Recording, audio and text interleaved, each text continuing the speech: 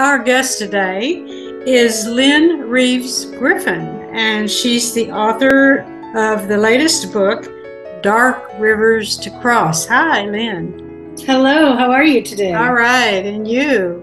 Good, thank you. Lynne, you are an internationally recognized family counselor, and you're the author of several suspense novels. What is Dark Rivers to Cross? What is that title all about? What is that book all about? Sure. My family counseling background really informs my fiction. I feel like it's important to think about the social issues in our world and give readers an opportunity to examine those from a bit of a remove. And Dark Rivers to Cross is a story that really focuses on the long-term impact of inherited trauma and what that does to the relationships, in this case, between a mother and her two sons, and whether or not she really has the right to keep their traumatic origin story from them. And it's an examination of that. Do you think that most families have major secrets? Every family has secrets. It's true that sometimes those secrets are kept for good reason and they really belong to the adults in the family. In other words, there's a sort of set of secrets that are about proper withholding. It's about the person's privacy, and it's about whether or not they feel comfortable disclosing certain things in their lives. But unfortunately, there are many secrets that are kept from the people that they actually belong to, and that's the children. And so that's really what this story is about. Do kids have the right to know their actual biological roots? I think that the truth is that there are some children that will be interested in that and really compelled to understand what seems to be missing or what maybe is hardwired into their life experience. In this case, one of the boys in the story, they're both adults, but one of the young men is compelled to know and feels that something's missing in his life. And he is in search of those answers, while his brother feels the opposite. He actually doesn't really want to know any of that and feels that if his brother uncovers it, he'll be forced to know it too. And what I find in my counseling practice is that that's a very unique variable, which is whether or not people want to know or don't want to know. And I think in the case that they do, those details should be revealed to them. Okay. How do these family secrets impact or really damage relationships? Well, in this story, Lena, the mother, believes that she is doing the right thing, keeping the story from the boys. And I won't give too much away because no. That's part of the quest, is what the boys uncover. But she really believes to her core that it is better for them not to know, and that in some ways they are safer not knowing. But at the end of the day, it changes her relationship with them because she's very distant from them. Just because she's keeping this secret, she almost can't reveal other parts of herself to them. That's a very good point. Right? Yeah. And so in a way, it affects her parenting of them and how close she can actually get because she's so afraid of tripping herself up and telling them the truth. Ooh. And so they feel that. They feel that distance. Well, now, included in the book is some information about violence, which I won't talk too much about, but if someone finds themselves in a very violent relationship, what do they do? What should they do? Right. Well, in the case of this woman, Lena, and one of the things that I love about fiction, again, is the idea to examine one story in a deep dive way and see what it reveals and what it makes us think about related to the topic at large. And in Lena's story, she's torn between leaving that very unhealthy, very unsafe relationship and what it's going to take if she does. And so I think what it does is it raises that issue of when women stay in those destructive relationships, what kind of courage does that take? And if they leave them, what kind of courage does that take? Oh, that's a good one. Yeah. Right. So at the end of the day, it takes courage to stay if that's what feels right, or to leave. And those are never easy questions. I was just going to say, how do you know? How do you know which one is which? Right. Well, I think many women don't, and they grapple with that. But it's not a simple answer to tell women to leave. It's definitely not a simple recommendation. Right, that's good advice. And do you think it's possible to heal from major trauma? It's really funny. A lot of people who know me see me as a rather positive, sunny person, and yet I write about very emotionally deep and sometimes dark psychological matters. Right. But that's because I really do believe that talking about this helps us to heal. And it is in the undiscussable, behind closed doors where the healing can't take place. But it's that, what is that phrase? It's only what we can bring into the light, right? Yes. That changes the darkness. So I feel like that is what I'm after with all of my work, is bringing to the forefront the kinds of things that we all should get more comfortable talking about. Yes, yes. And I think you do that in this wonderful book. Now let's turn, well, first of all, I want to ask you, does a mother's desire to protect her children by keeping a secret, is that justifiable? I think that the book doesn't set out to answer that question. So one of the things that I love to do is I love to pose the questions, but I don't like to give a definitive answer. And I think that's because when readers read my work, and in this case, Dark Rivers to Cross really focuses on these questions of whether or not there's any downside or upside to keeping secrets. And I don't think that there is any one answer to that.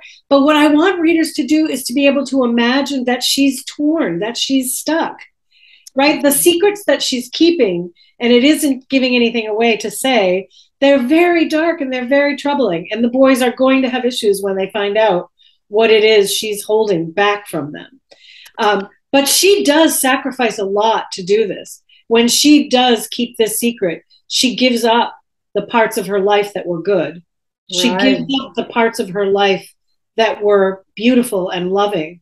She has a relationship with a man that is kind and good, and she gives that up in service of keeping her boys safe. And that's heartbreaking, right? But she believes she has no choice. Yeah, choices sometimes are hard. Yeah. Now to your writing career, you've written many professional essays and books, and you are a contributor to Psychology Today. What made you become a novelist? So, I've always been someone who had a creative pursuit. I enjoyed theater when I was all the way up until, I had my children.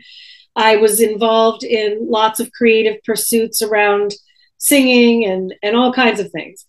So I always had this creative side.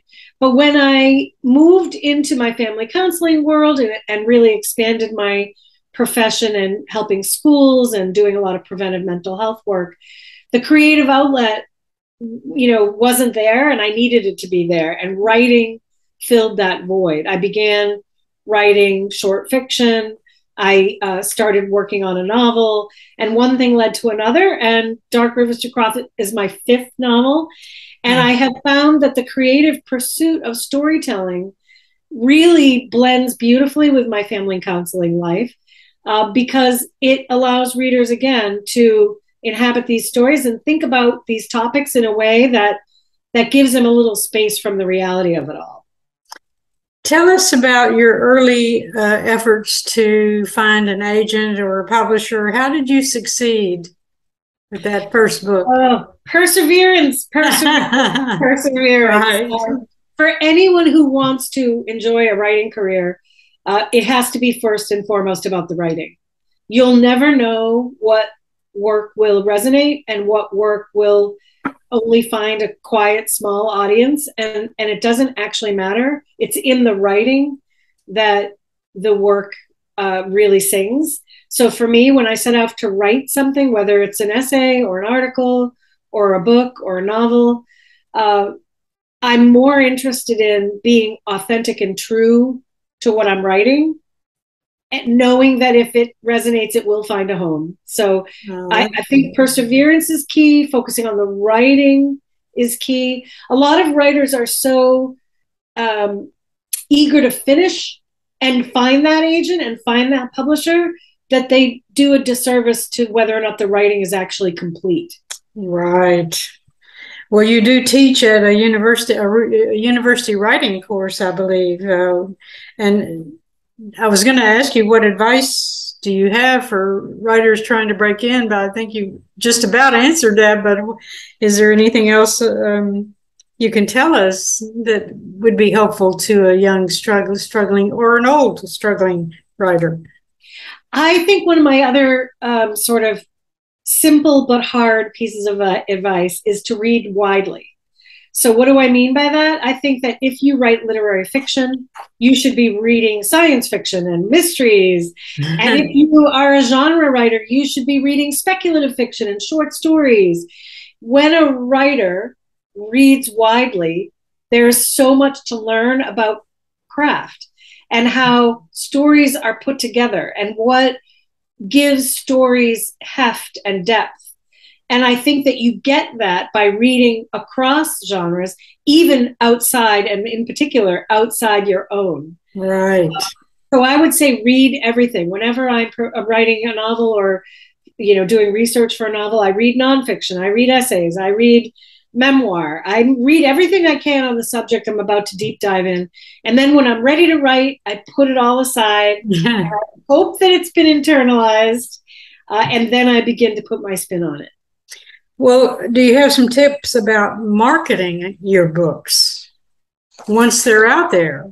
Yes. Well, I would say writers ought not to wait till their work is ready to be out there or already out there. If you're interested in writing and you think that there's going to be a publishing future for you, you should start connecting with like-minded readers and writers now, because it's never too early to build a connection with people, authentic connections around what you're going to be writing about. So I'd start now on social media, finding ways to connect with the people that read and write what you love, so that you're building a community of people who are having a conversation. It's very important when you're promoting not to say, look what I wrote, look what I published, look at me. It's much more important to say, let's talk about what I examined, right? When I'm promoting Dark Rivers to Cross, I'm saying to people, hey, do you want to talk about some tough choices that women have to make? Do you want to talk about the psychological impact of witnessing violence in a family? Do you want to talk about what people who are adopted experience in terms of whether or not they want to know their origin stories? And then suddenly people are interested in the book. That's right. Yeah. So that's the way to do it, through what people want to connect to. Very good. Very good advice. And what do you do when you're not writing? I am fortunate to live near my children. I have 2 adult children, and they have wonderful partners and families. And I have a grandson I spend time with. I enjoy walking. I live near the coast, so I'm fortunate to have a lot of harbor and beach walks. My husband and I like to travel. So I do spend an enormous amount of time writing, but when I'm not writing, I'm doing those other things and spending time with family. That sounds great. Lynne Reeves Griffin, thank you very much for talking with us today. Thank you so much for having me. You're welcome. That's Lynne Reeves Griffin, author of Dark Rivers to Cross, just out from Crooked Lane Books. Thank you. Thank you.